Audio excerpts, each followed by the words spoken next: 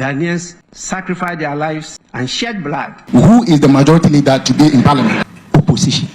Our advice to our colleagues in the minority NPP. We now have a robust and credible final certified voters register. It will not work. Nanado apel on one kasani statue. NDC was so frank on Yasua. Yem fan kind of listen a Jumo Bay or Ghana. It be mad that unprecedented. Nanado new record beer gaho. You might phone you once again and some not Jumedia. So after set Speaker of Parliament Abam Babin a press conference now or in Sembebri at Tujano and Sembebri so the French bar NPP NDC Abufua ba ama baby adena duno ano ayede quick one Commander Edemu info nyina eba eno achino isi at the final voter register no ababe Tujana eno mu no so no Sembebri na esisi wom quick one ebe remna fe bibia ay kama wey ani Sembebri ana aboabo ano a yede eba Commander boko de yeah the right boko ansana obewura nsem no na nse Nanado dan kwa Akuffo yeah ense be free na so e ba kitwa bi yenwura hona fe yenwura nsem nim well the right me no was na nsem no emotion yeah omuso den nsem ne do so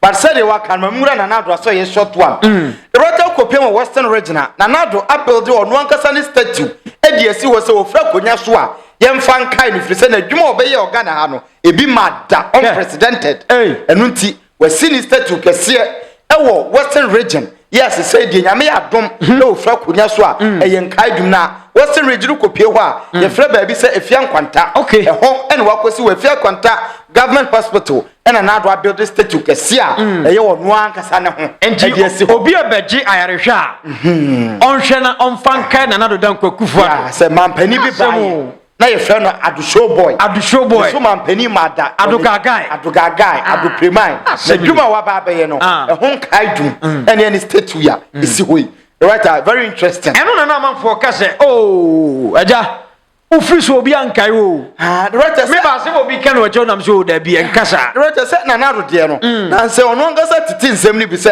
ase se de amanfo twene srane abasa no se wo fra koya no so o mayo madwun so be mo muru afi no nje o so no anso finding ways means a muru ntimi mfi no the right enche ko no o de ko tu dwa se na dwuma obeye ye no e bo se o she Ghana fo na dwuma wo so ye de 80% wa ye adwie nti adwuma de waye bi pa we yen kai dum yemfa nhye ne nson da kina na adu ni ho a yemfa statue en kai no na avamba ben so say right interesting days minim se videos nyina wa ebekwa ko but ketua bi bono tofa na wona ntiase no womuni kan tiase ansansa na ya video no well the right mamisa na wase de to so bi na yenwura san komo we misa se nkomo ni mu ode the right nsem ne tofa bom ansa na hwe video no se de wo ka no se de be ye benya ntiase ye no enie the right kopiem e wo speaker of parliament aso ya of press conference ntwefo nhye mu se opese o address assembly a eha no na oka kire Ghana fo nyina se ompese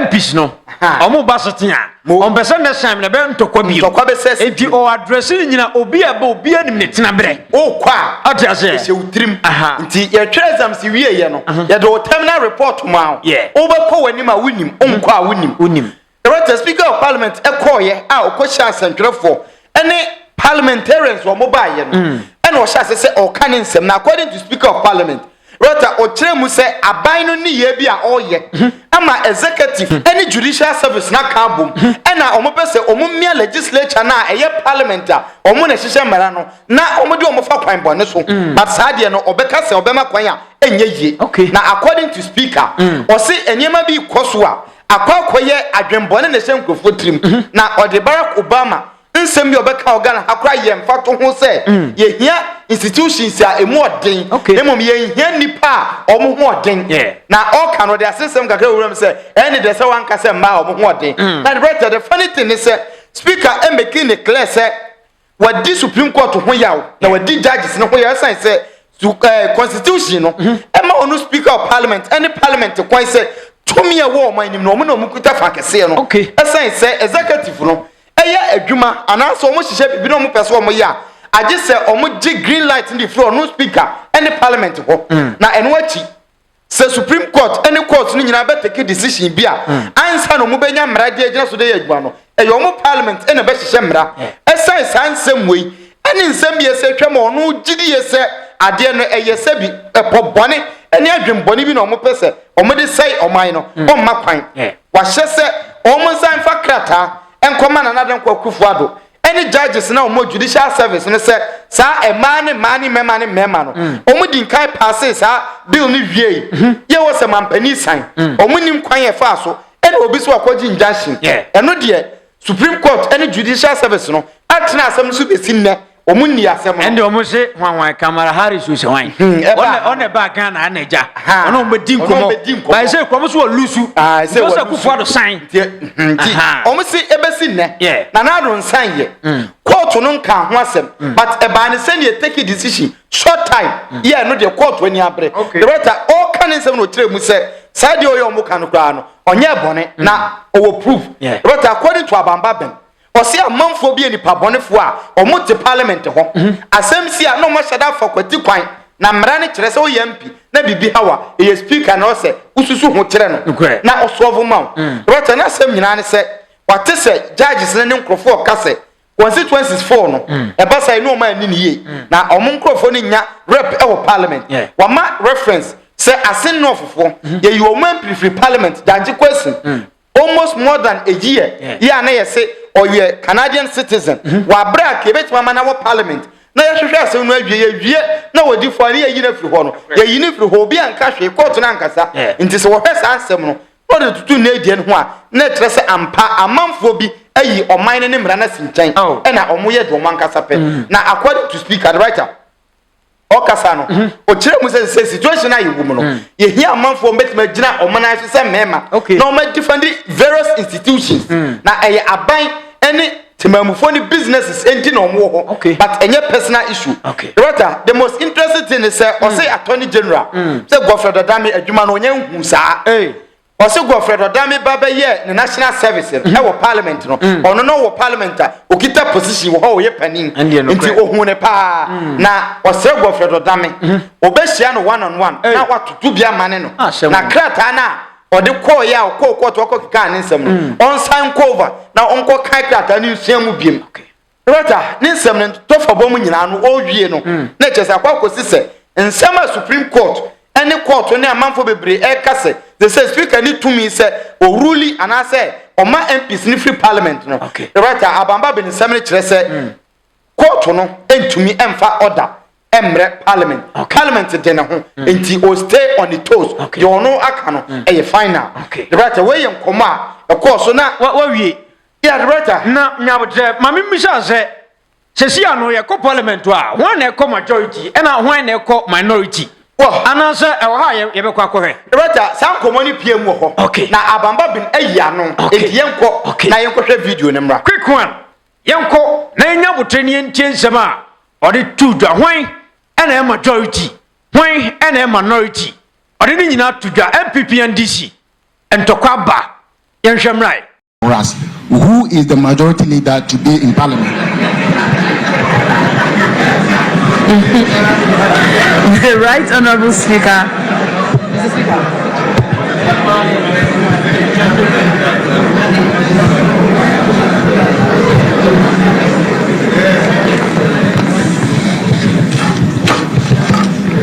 These are very interesting questions.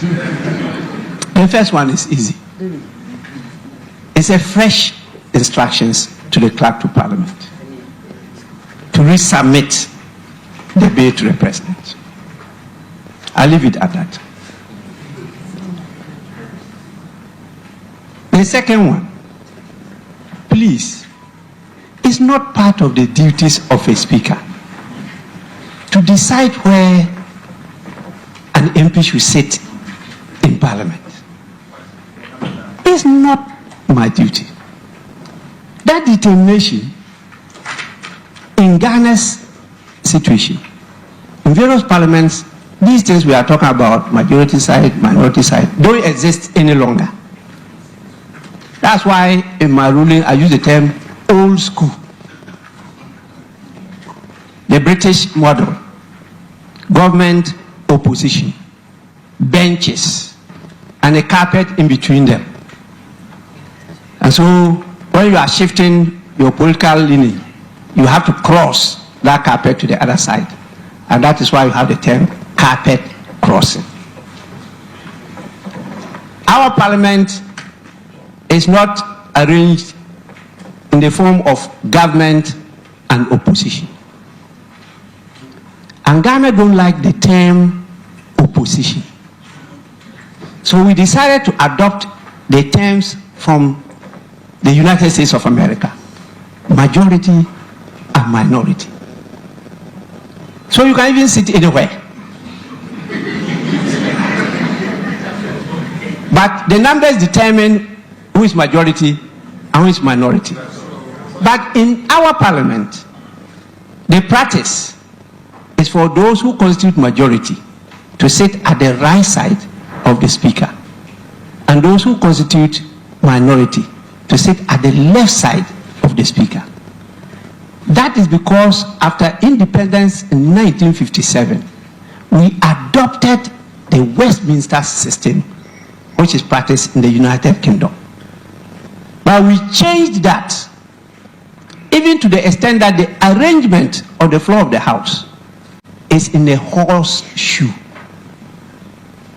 So it's not always the case that the people to the left side are all members of minority. That's not the case now. And there's good reason behind this. As in the textbooks. The determination, therefore, in our situation, as to who constitute majority or minority, is a question of numbers. As to where they sit, is the determination first of the political parties who influence who should lead the caucus or party wing in parliament. They, after various consultations, decide that these 5 people should occupy these positions in leadership. And so they are given the chairs in front. Then in consultation with them, the 5 leaders, they determine who should sit behind them. Because as a leader, you need somebody that you have trust, confidence in, who has the capacity, so that when you are in some difficulty or you have a challenge, you can just lean over and listen to his or her whisper. So you have a say as to who sits behind you. The speaker is not involved in this. The whips, particularly the chief whips, lead in trying to identify who should sit behind. And it also has to do with years of experience in the House, and also the issue of gender and other professional backgrounds, until you get to those who are at the back. Even though we don't sit on benches, we still use the term backbenchers.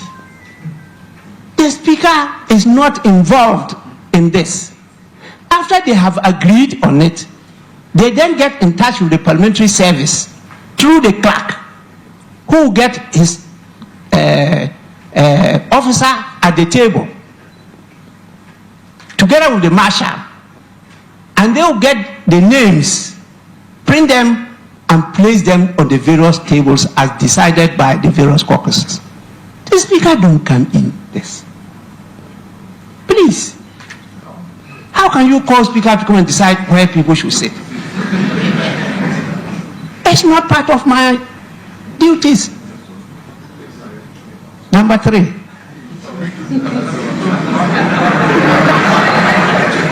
I will plead with you. Go and look at that letter.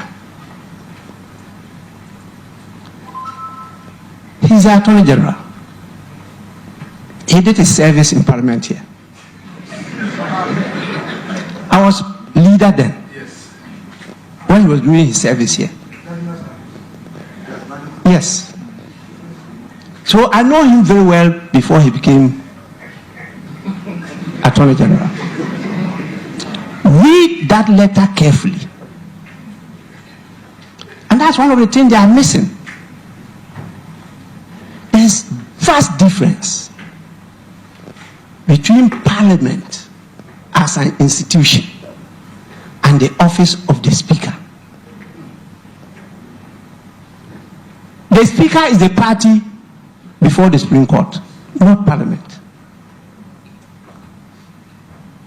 So, as Speaker, when the Attorney General is taking a different position from my position, I should still contract him as my counsel.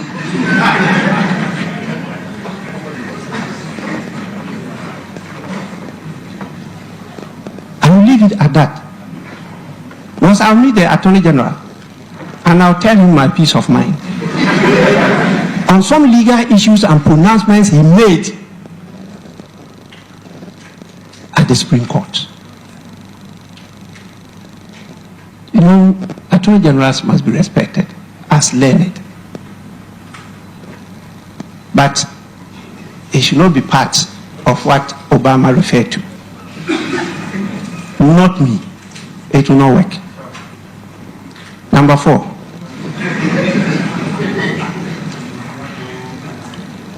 As for the terms they use against me, it's part of the hazards of the work. We do everything as leaders, not to bring up our youth to believe that indecent, intemperate, insulting and offensive language is the way to go. But people interpret freedom of speech to mean that freedom of speech without responsibility. You can just use any words. But you know how offensive it is to you yourself or your parent when it's used against your father or mother. But for me, what I believe in is that you reap what you sow. That one, nobody can run away from it. I think the last question, I answered it. As to who is majority, who is minority, I made it clear to all of you. It's not a function or duty of the Speaker. Agban Kingsford Babin. Yeah. Speaker of Parliament.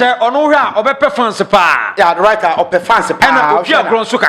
Yeah, Jovia pa. But Odinemre. Yeah. And the number 3 need there. Okay. But the writer, interesting. There's a question now, Mubisano. No, will be a shame himself, Obama straightforward answer. But that's not all you say. The writer, he's been so smart or twisted again. But so shall ya.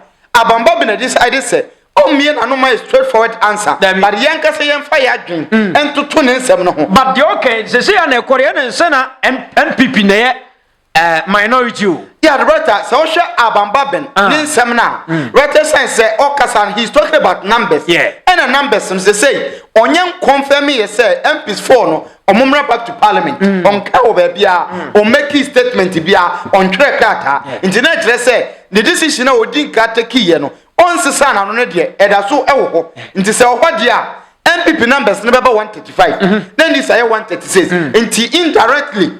NDC majority, but Abambabin, to avoid controversies in Tino, on Pese, or Beckham Bebre, and now they were not NDC MPs or Mobile, or Casana Hawa, not a Drubi, or most say no more. They know, say, one can be BM Alpha 1 year, not just a woman on occupy majority seat in Parliament, where you're interesting thing. But the writer band, a man for can send be a tree. Now, the writer, after sending Nachi and NDC for so bad thing. Now, NDC for so more come again and he better say, there, or more majority in Parliament. Now, enter or more quantity or more or more majority, no more Shogana for say.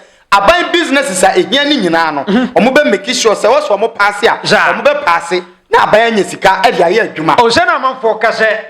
MPP for no church, we say, NDC for by majority now. And you may say, a Parliament no approve na a bind the Juma. Yeah. NDC for no change. Yeah, director. Nti o ma chem so o mo be ma bibia ya adwuma pepepe. Yeah, director. Omo say ade bia ehia de ye papa bia no. Okay. Omo be ma kwan say why ke for say what's the resource no. Omo ntimi release aban ne de ka aban na ntua on release. Sa Time aso yeah, ke o say omo hye ase na omo ye hwadwa na omo de babonte. Omo say aban ne de ka ntu hwa when you know issues to a parliament quatrasia. Okay. Send this for occupy majority mpoa. Omo be ma kwan say yen release this car. Na yen twa why for ka but the almost there. Omo hu ni say mo aban ne there. Omo so director. Short one yen twa sa video ne mra. Ye ba na ye di nkomo foforo. Enkom right. Mr. Speaker, we shall take our rightful place in the chamber as to where we sit and wait for whatever businesses that may come in front of us. Our advice to our colleagues in the minority NPP is to try and prioritize business that is in the interest of the people of this country, and they shall find favor and cooperation with us in time to deal with those businesses. We can assure them that as long as the business is in the interest of improving the lot of Ghanaians, they can count on the majority NDC caucus in Parliament to support those initiatives to pass those the things that would help the people of this country. So it is a very brief information we are giving you. We will be attending upon the House as directed by Mr. Speaker. We shall be taking our seat in the chamber in accordance to the majority side, which we are in Parliament, and we shall be open to supporting our colleagues in the minority to conduct businesses that are in the interest of the people of this country. Thank you. Wo commander. Yeah, Roger. NDC. Said the majority caucus. Say omunyemu. Yeah, Roger. NDC decided say majority in Parliament ne there. Yeah. Enya de omujem. But they know say assistance in favor of so take over. It omunyemu ne nyemu china. But the Roger, truth be told, said the many abro mu protect you. Say nkomo ba ko ne pure ma de ni ma eye me de. Roger, NPP for so make allegations. Yeah. Say NDC taking over majority in Parliament. Adie bi eye government business eye papa bia no. NDC go go na pokura ko kan bi. Yeah. Roger, with the NDC for you can omo magana for so assurance. Say enko sa but we need to see. And no because say NDC for nya majority no mo ko transfer mo ka se mo di asema. Eho ebetumi decide election yi. Because obi be ka say eho no de hwe say NDC for nso emre kakra ka o betumi aye adwuma no. Mo ha so de ato aba adwempa wo omutrim. Na adwempa ni omutrim ya. Yes. Director to say ne ye hia sika ma waye. Na say bia wo say ye twa waye keka na o say o mma kwan a na nkwada no resource no be twa ko next year. E ha adwen ba say obi a be boa ofo. But bibi to say ne ye o ba na ban say yen samani sika foforo sampa nkwohye national cathedral amunamunu ya endemfa na se wogi tuma eno nso won sama nkrofo beka ti director yen hwe na fei ye monitor de be si akire bia no ye be sa di san komo no so na isi say the electoral commission for so aba abonten e de nsema ba betudwa na electoral commission for nsema omo kan nyina yetiawa according to electoral commission right omo say voter register de kwa akoto aba no ntinwase we ba ho say de finally Oma ye voter register na dwie. Oma wie bibia. Oma dwie bibia. For to be anim. Na omo hand it over. E dey ama political parties. But your video no ha. It is short one. Yen kwhwe electoral commission na yemra. Quick one. Yen komra sanse odi se bebre e na to dwa e ba ensem wachi. Ladies and gentlemen, following the re-exhibition of the revised provisional voters register, the commission received a total of 158 issues from registered voters across the country. I'm pleased to note that all the issues have been resolved. And as we speak, we have no further issues regarding the final voters register for the 2024 general election. As you may recall, at that meeting, we provided the political parties with a template on which to report any issues they had with the revised provisional voters register. I'm again pleased to inform you and the good people of Ghana that no political party presented any issues regarding the register for resolution. I'm pleased to note that we now have a robust and credible final certified voters register, which is fit to deliver a credible, transparent, fair, peaceful, and glorious election come the 7th of December 2024. Wo commander. Yeah, director. Electoral commission. O ma brepa. And pressure call almost so pa. Of course, a judge be a call many. But director, finally, they said here, o ma wie after a judge call almost any idea no. O ma wie o mo register now. O ma hand over to the political parties a year train. Almost say the parties no be as well yoki. It's here train the work today. Now the director say one in baby akọ isi so. Any other bodies, Emma US crowd o mo gym. Say who are winning na be na mo so. Na Ghana democracy ni best na abetutu na se no omo ma onfa ho ni sa na access to those countries no unya kwan nwane enkwete ba bi the rata very good say obia try say obey the best say the be ya ebenya asomdwe rata ma menyem na abigije ento aso quick one abigi transnational enko yes transnational enko na bibia enye fine what transnational amema na kwa abigi bokore Sinama nyamiado me hode papa. Ora quick one yengran sem ni mo na minim ba bia obedi kan fa speaker NDC NPP na na do dan ko Akuffo statue akwa quick one yengran mo The bata ma me chiafo. I am serious. Ebe yo so. Na na do the also why nyina no. Onim se okwa ye nkan no. Ana akoye ne statue dia. Say Ghana ni bi twem obakata we no ya president because Nanado de Ghana ni bi ankan ni bi ara na Ghana ni bi ankan ade na why yankan na free SHS say e be atro ni dia to ade atro ni dia to abi anya no kore da free SHS anya no kore say as I say okay nti say dabi edi ayi kra na wana di sa junior high school ni basic school no wana di wo mu freeway ni bae Akuffo okay enti enne one of free SHS e bae aye former president Mahama ya do ayo sire ase Mahama ne started ana no ye nkakranka Ghana NPP for years no kure da ha ye nka Mahama started nketinkete ana otoa ana Nanado bae obafa ni nyina ye enti one fa ni nyina ye aye Nanado enti enti se omo de be kai no da be kai ye nkai ni se aye anti ase na wo solo so na masa wujima chinya enti amecha enjima chinye na ni record bia da ho ana msi free SHS record da ho agenda 111 awai was you was you on your say what did ya awfo ne eka awfo bebre eka sase obanu say school free komun omontie school free ka ometima e bi nso bona baso mama ko jije 10 cities ana kasa na bata na do de no ho ye misiri o onya bebia na ho ne state no man o je eja eni obopa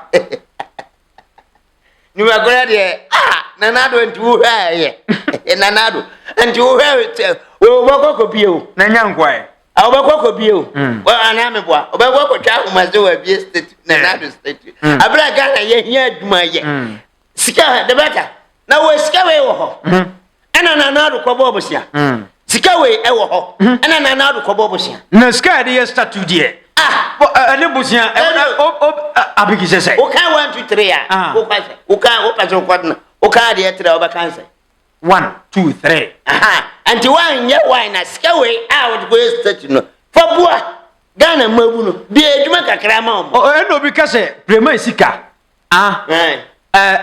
pok sika ento cow ento asase ento nya sika no yesi wo twa wanum ti Akuffo do nya sika no de sister ti ana obi aye bia mana pok sika ento aye o so akoto pok 1 million na batena sawe ya de akoto 1 million sa times 10 ya yesi na settle ba akupe manana wait ode dia ba cho ba tse and $100 billion $100 $58 million where are you ode dia ba cho ba ho ansam Nanado ba kasa so odi $85 million na si sade we and anya MPP for se misromo ade obaye bia misromo because sade we Nanado ya boss kada chirewa we machine asuni pa na we dem yemu hye what is so ayete ya de bata be pie wanim sa ade we ayem fakro bi eni so former president Akuffo obi adase kan adentin na Nanado wo ba so na Ghana mapani bi ani ho abatena ase